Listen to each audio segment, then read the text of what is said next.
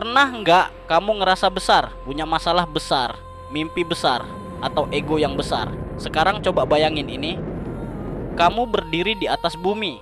Bumi terlihat sangat besar kan? Lautan luas, gunung tinggi, kota-kota megah.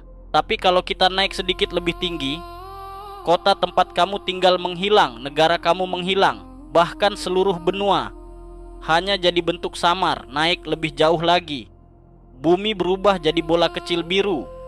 Dan di titik itu, semua manusia yang pernah hidup, semua perang, semua cinta, semua sejarah cuma terjadi di permukaan titik kecil itu.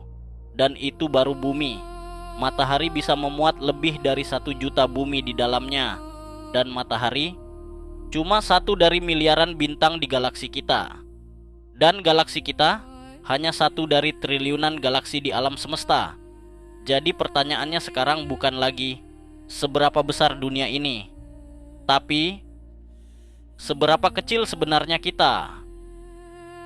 Kalau kamu naik pesawat, kamu merasa tinggi, tapi dibandingkan bumi, kamu bahkan tidak terlihat. Dan dibandingkan alam semesta, bumi pun tidak terlihat.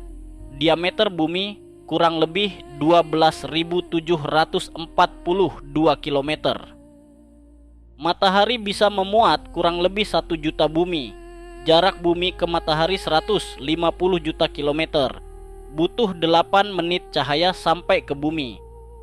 Pluto itu sangat jauh. Kalau matahari sebesar bola basket, bumi cuma sebesar lada.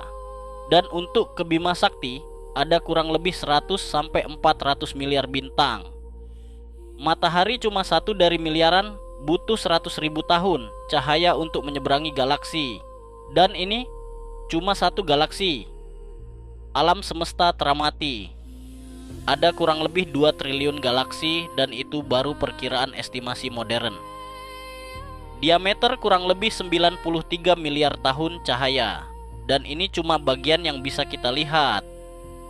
Bisa jadi ada alam semesta lain.